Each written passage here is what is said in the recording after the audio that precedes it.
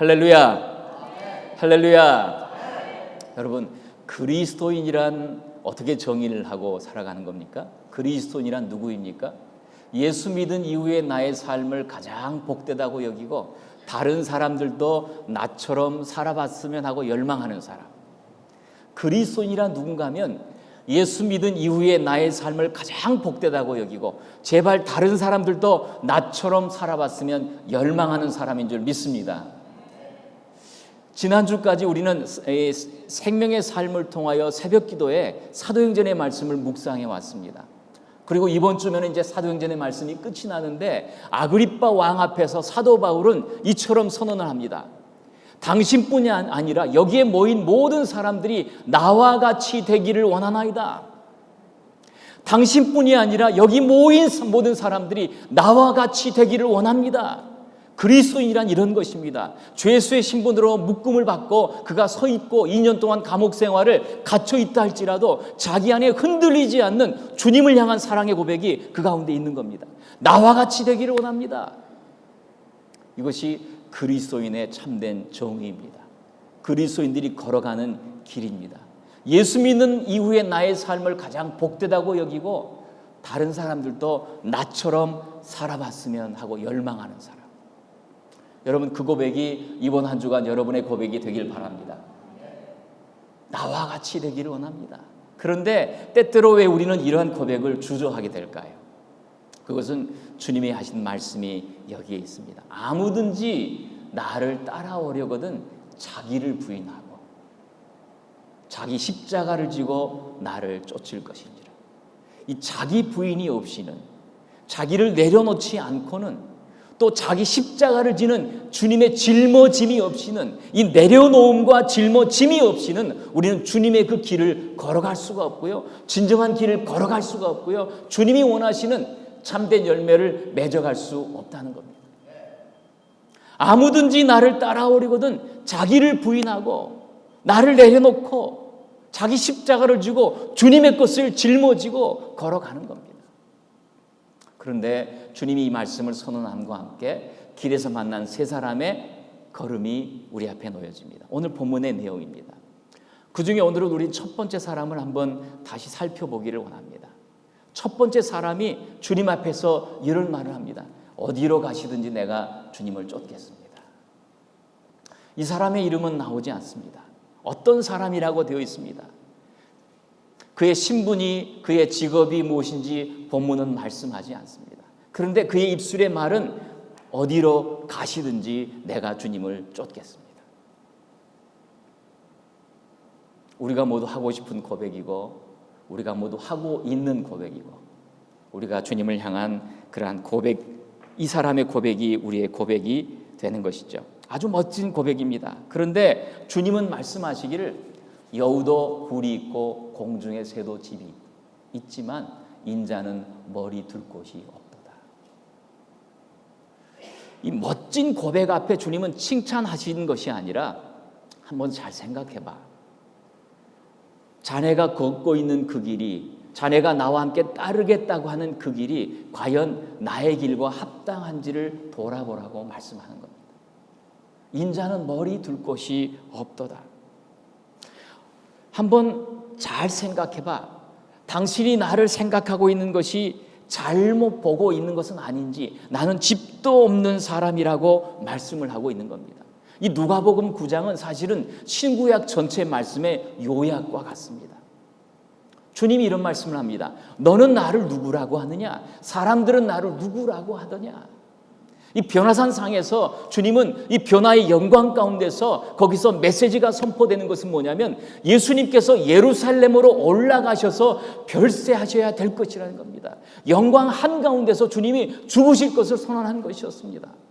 그리고 51절에서는 예수님께서 예루살렘으로 올라가기로 굳게 결심하고 가는 걸음에 만난 사람과의 대화였습니다. 주님의 인생의 중심에는 죽으심이 있습니다. 십자가가 있습니다. 인자는 머리 둘 것이 없어. 마태복음에 가서 보니까 이 사람은 서기관이었어요. 존경받는 자리에 있고요. 그는 신앙과 상식으로 풍성한 삶의 자리에 있습니다. 그는 그가 알고 있는 상식으로도, 그가 알고 있는 지식으로도 많은 사람들에게 도전을 주고 또 인도하는 그런 사람입니다. 그런데 자기보다 더 이 다른 예수님의 삶을 보면서 자기가 할 수 없는 그 일들을 하고 있는 것을 주님은 보았습니다. 문둥병자가 치료함을 받습니다. 눈먼 자가 소경의 눈을 뜹니다. 베드로의 장모의 열병이 순식간에 달아납니다. 귀신 들린 자가 쫓겨남을 받습니다. 그러한 삶의 한가운데서 그가 지금 고백을 하고 있는 겁니다. 하나님 나라의 장관을 보면서 주님을 쫓아가면 그 영광을 나도 볼 수 있겠구나, 맛볼 수 있겠구나 생각하면서 내가 어디로 가든지 주님을 쫓겠습니다라고 말을 하는 겁니다.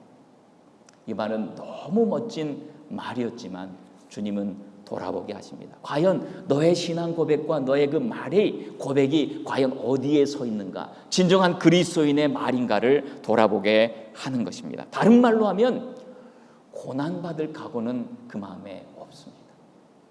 주님을 쫓아가지만 희생할 각오는 없습니다.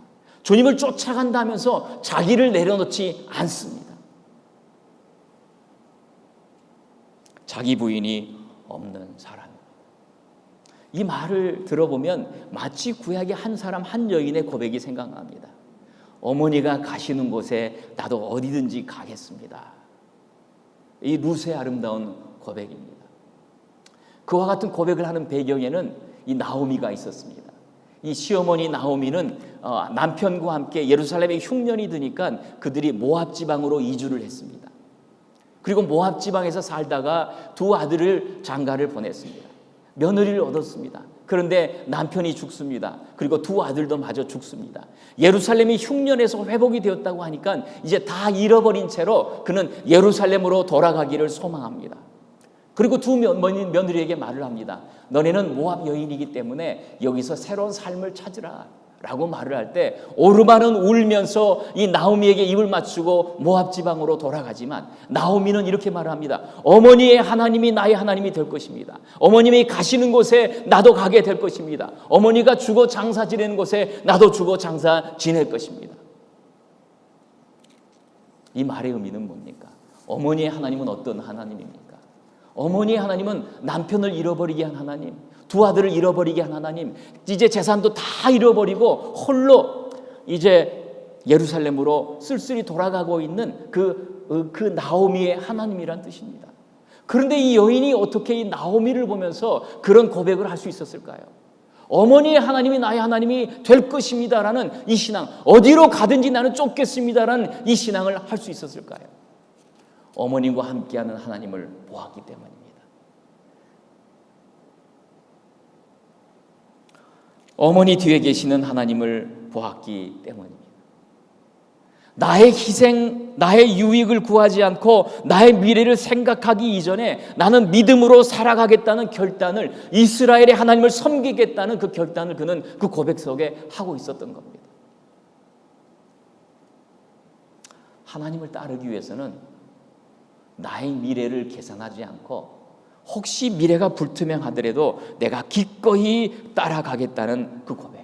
나는 고난 속에도 하나님을 붙잡겠습니다. 내가 젊은 나이에 혼자가 되었지만 또다시 살 기회를 찾을 수 있을지 몰라도 나는 그것을 계산하지 않고 이스라엘의 하나님을 바라보며 나의 고난이 미래가 불투명하다 할지라도 나는 그 길을 걸어가겠습니다. 나는 이스라엘의 하나님을 따르겠습니다. 다 포기하고 돌아오는 룻의 고백에는 고난 너머 하나님을 바라보는 겁니다. 자기를 부인하는 고백이 있는 겁니다. 자기 십자가를 지고 따라가겠다는 고백이 여기에 있는 겁니다. 그런데 이 룻과 같은 유사한 고백을 하는 이 남자에게, 이 서기관에게는 고난받을 각오는 없는 겁니다. 주님을 위해서 고난받을 각오는 하지 않는 겁니다. 여러분, 영광은 고난 뒤에 오는 겁니다. 그러나 이 고난을 생략한 채로 영광을 얻으려고 하는 것은 마귀의 짓이고요, 사단의 짓입니다. 예수님이 40일 동안 금식하시고 광야에서 마귀의 시험이 뭐였습니까? 절만해라 만국의 영광을 내게 주겠다는 것이었습니다. 십자가의 길, 희생의 길 없이 그 영광을 차지하라는 것입니다. 이것은 유혹이고 마귀의 소리였습니다. 고난을 통과해야 영광이 있는 겁니다. 여러분, 그런 면에 우리가 당하는 고난이 있는가, 주를 위한 고난이 있는가를 우리는 날마다 생각을 해봐야 합니다. 로마서 8장 17절에 자녀이면 또한 후사요 곧 하나님의 후사요 그리스도와 함께한 후사니 우리가 그와 함께 영광을 받기 위하여 고난도 함께 받아야 할 것이니라. 여러분, 고난은요 우리의 행복을 앗아가는 대상이 아니에요. 사실은 고난은 우리의 궁극적인 행복을 완성시키는 다리인 줄 여러분 믿으시기 바랍니다. 고난은 참 때때로 우리에겐 유익이에요. 고난을 피해가야 될 길이 아니라 넘어가야 될 대상이에요. 그리스도인이란 누구입니까? 고난 앞에서 당당한 사람입니다. 고난을 회피하지 않겠다고 살아가는 사람입니다. 그리스도인은 어떤 사람입니까? 나는 고난이 싫어요. 나는 고난은 피하고 싶어요. 어찌하든지 고난 없는 곳에 살고 싶어요. 라는 그런 고백이 아니라 고난 앞에 당당하여 그 고난을 내 육체에 채우겠다고 살아가는 사람입니다. 고난 때문에 눈물 흘리며 나의 인생을 자조하기보다는 이 고난 넘어 하나님의 계획을 바라보고 오늘도 나는 나의 고난을 달게 지고 가겠습니다. 뛰어가는 것입니다. 그래서 빌립보서 1장 29절은 그리스도를 위하여 너에게 은혜를 주신 것은 다만 그를 믿을 뿐 아니라 또한 고난도 받게 하려 하십니다. 그렇다면 우리에게 고난이 있는가 생각해 봐요. 내가 주를 위한 고난과 희생이 있는가 생각해 봐야 합니다. 그때 이 고난이 무슨 뜻이에요? 나를 부인하고 살아가는가? 나를 내려놓고 살아가는가? 나를 내려놓은 비움뿐이 아니라 동일하게 자기 십자가를 지고 주님의 것을 짊어지고 가는 희생과 헌신의 결단이 내 속에 있는가 하는 것입니다. 그리스도인에게는요, 이 땅에 살아가는 그리스도인에게는 호흡하고 있는 그리스도인에게는 적어도 주를 위한 희생과 헌신의 짐이 십자가가 있는 줄 믿습니다.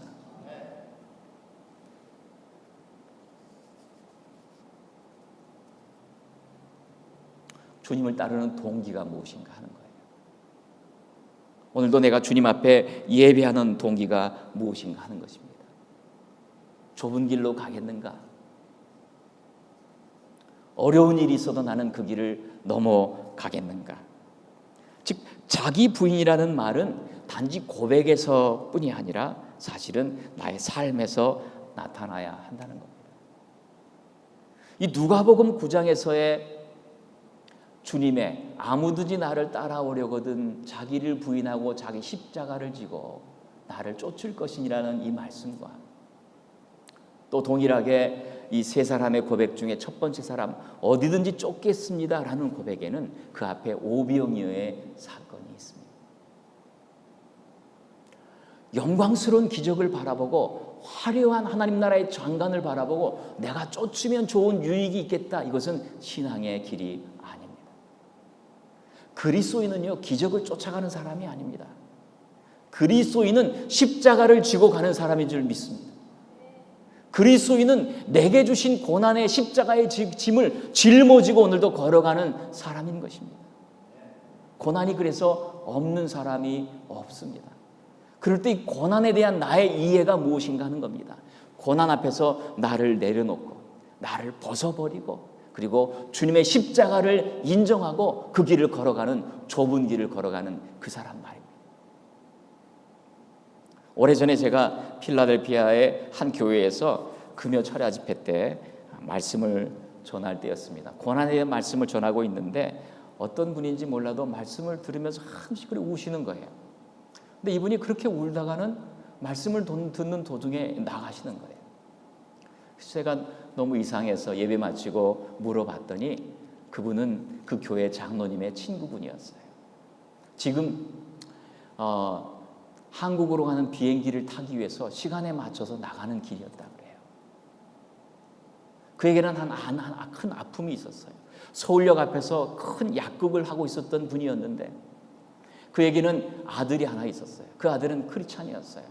날마다 부모님에게 복음을 전하는 크리스찬이었는데 그 아들이 군대를 갔다가 휴가를 나와서 영평의 스키장으로 데리고 가가지고 스키를 타고 그러는 중에 아들이 이제 내가 점심을 먹겠다고 그럴 때 그 엄마가 그랬대요. 한 번만 더 타고 내려오려. 그리고 한 번 올라간 것이 마지막이 되었어요. 내려오다가 나무에 부딪혀서 그 자리에서 죽었습니다.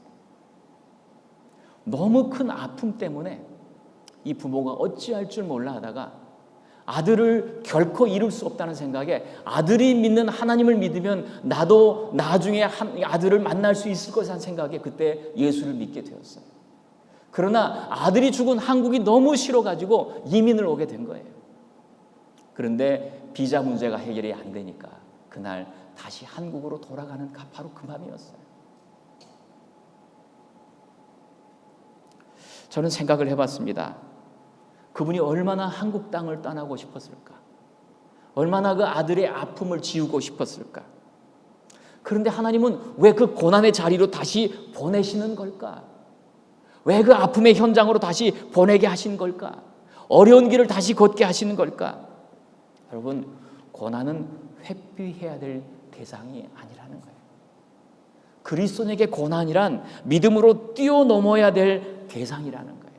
짊어지고 가야 할 내용이라는 것이에요. 그래서 그곳으로 다시 보내시는구나.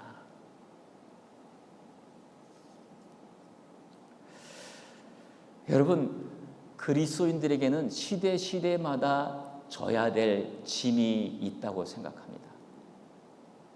박해를 받고 살아갔던 시대에는 예수님을 믿는다라고 고백하기만 하면 그들은 순교를 당했어요. 나는 예수 믿어요 하면 그냥 죽임을 당했어요. 나는 예수 믿어요 하면 그는 모든 걸 포기해야 됐어요. 오늘날도 어떤 교회에 어떤 성도들은 그렇게 살아갑니다. 그들은 그런 이 순교의 짐을 가지고 살아요. 그러나 자유의 시대를 살아가는 많은 그리스도인들에게는 순교의 짐이 아니라 다른 짐이 있어요. 그것은 세속화의 짐이에요. 세상 사람과 끊임없이 같아지려는, 똑같은 생각을 하며 살려는, 자기를 살리려는, 자기를 높이려는 이 싸움을 싸워야 되는 이 짐이 우리에게 있는 거예요.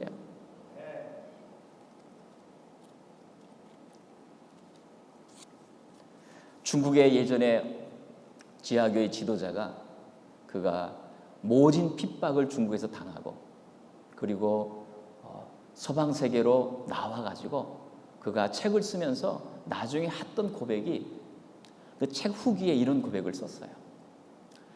나는 중국에서 핍박을 당할 때가 나의 신앙이 더 순수했다. 서방 세계에 와서 수많은 자유 속에 수많은 유혹과 타협을 이것을 이겨내는 것이 중국에서 박해받는 것보다 더 어렵다는 것을 나는 알았다. 여러분, 세상과 같아지려는 짐이 우리 가운데 있어요. 이것이 싸움인 줄 모르고 살아가는 거예요. 쉽게 살려는 유혹, 편하게 살려는 유혹, 이기주의에 젖어서 나의 유익을 먼저 구하려는 모든 유혹이 우리 가운데 있는 거예요. 나의 생각을 거부해야 된다는 그런 싸움이 우리 가운데 있는 거예요. 자녀 때문에 나는 못해요. 생활 때문에 나는 못해요. 이런 것 저런 것 때문에 나는 못해요라는 못해요 신앙생활이 사실은 얼마나 세속주의 생활 속에 살아가고 있는지를 증거하는 거예요.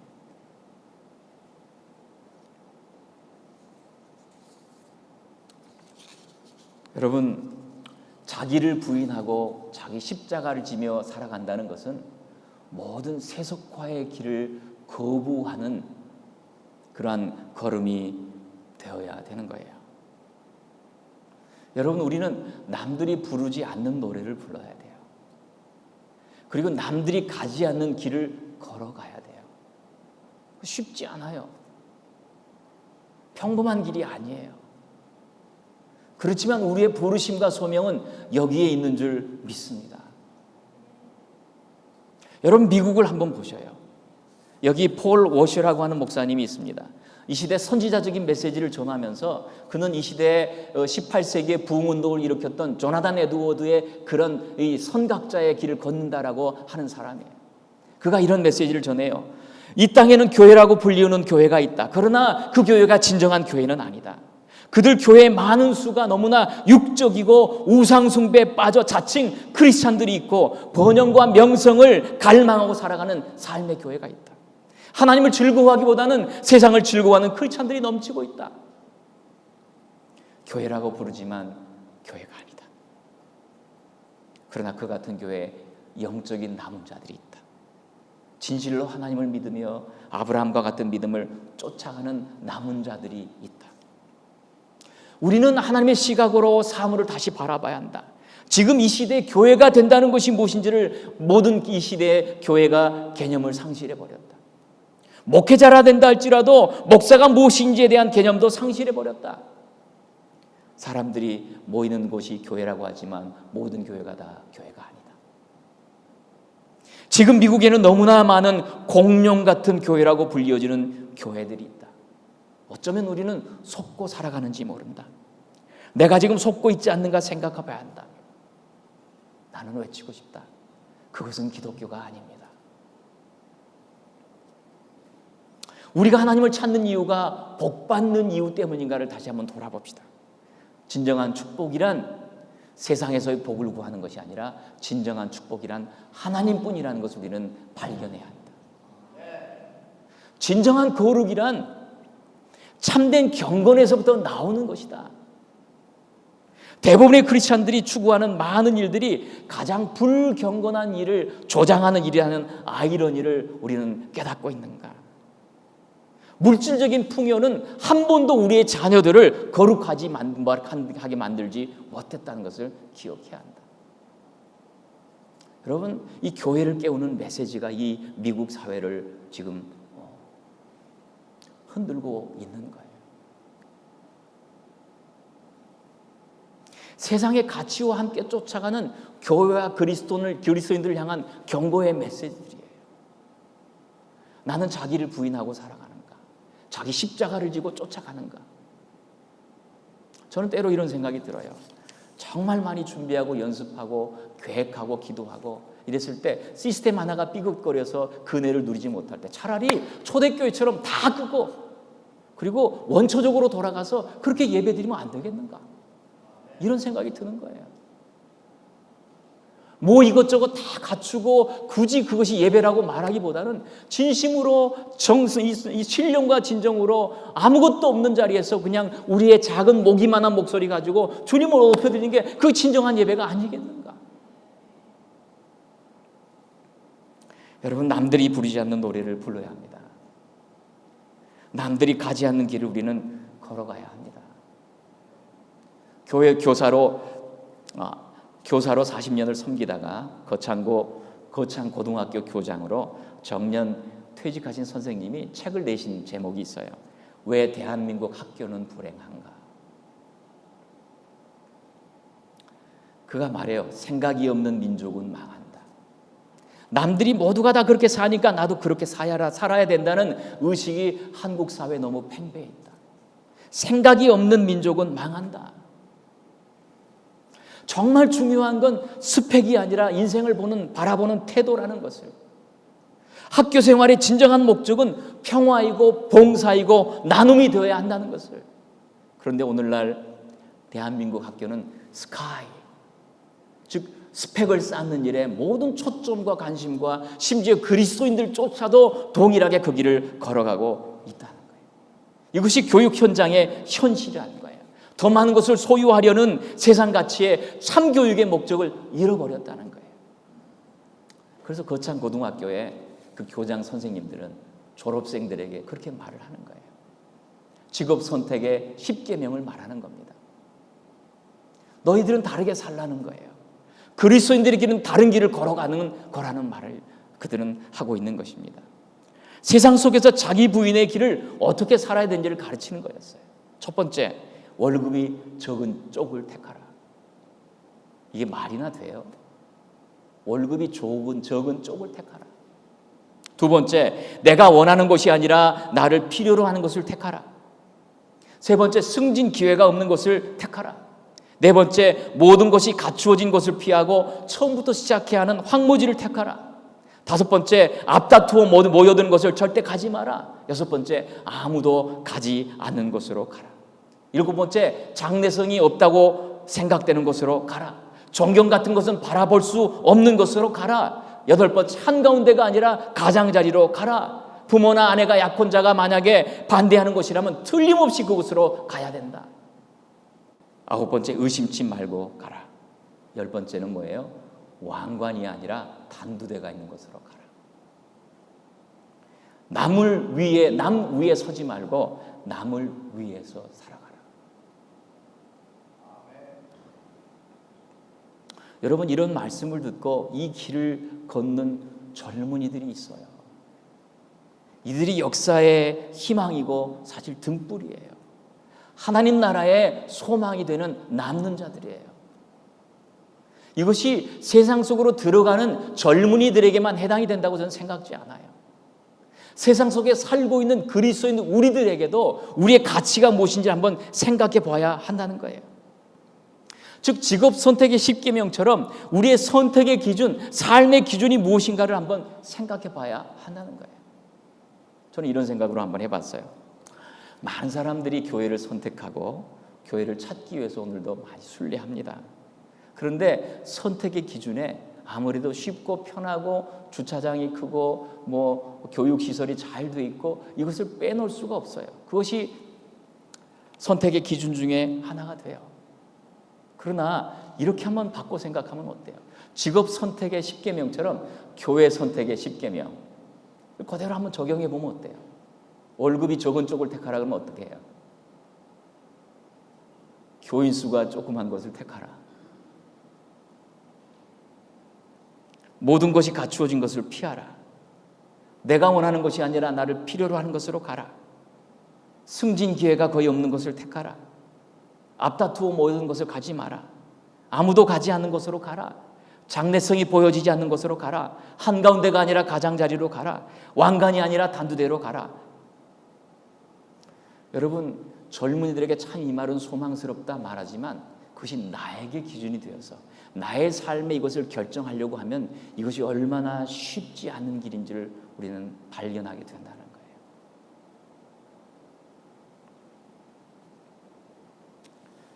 여러분, 이 말씀을 마무리하면서 저는 다시 사도 바울로 돌아가 봐요.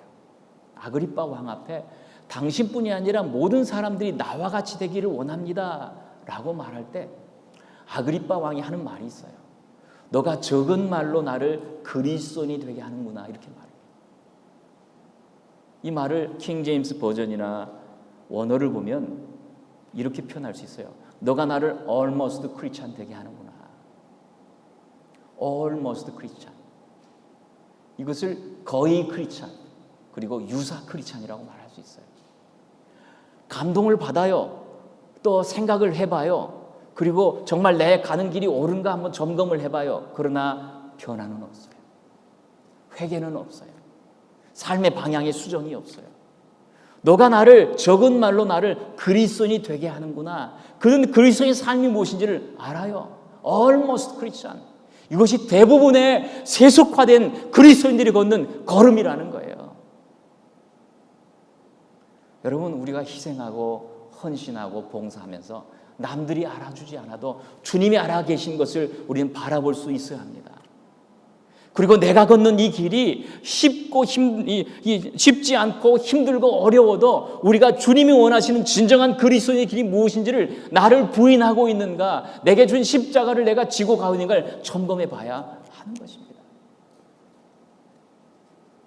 우리에게는 왜냐하면 끊임없이 쉽게 편하게 살려는 유혹이 있기 때문에 그러는 거예요.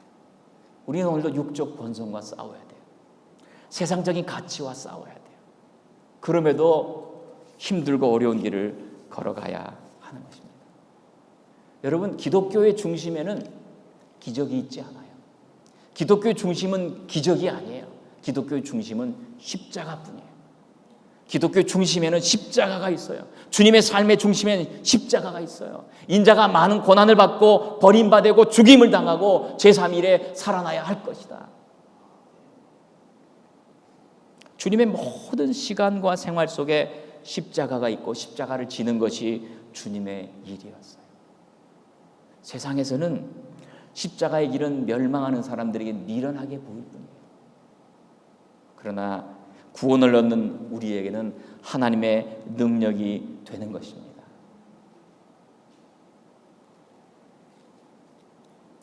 어떤 십자가를 맡겨 주어도 십자가의 길을 달게 지고 걸어가는 사람. 내 인생의 길에 어떤 고난이 와도 그 고난의 길을 믿음으로 걸어가는 사람. 그 중에 한 사람 소개해 볼까요? 아내를 잃었습니다. 2 아이를 데리고 살아야 됩니다. 그런데 그는 믿음의 길을, 신앙의 길을 묵묵히 눈물로 걷습니다. 그가 시를 써서 눈물로 노래를 합니다. 흔들리지 않는, 흔들리며 피는 꽃입니다. 흔들리지 않고 피는 꽃이 어디 있으랴. 이 세상 그 어떤 아름다운 꽃들도 다 흔들리면서 피었나니, 흔들리면서 줄기를 곧게 세웠나니, 흔들리지 않고 가는 사랑이 어디 있으랴. 젖지 않고 피는 꽃이 어디 있으랴. 이 세상 그 어떤 빛나는 꽃들도 다 젖으며 피었나니, 바람과 비에 젖으며 꽃잎 따뜻하게 피었나니, 젖지 않고 가는 삶이 어디 있으랴. 그는 이런 시를 눈물로 노래하면서 묵묵히 신앙의 길을 걸어가는 거예요. 기도하겠습니다.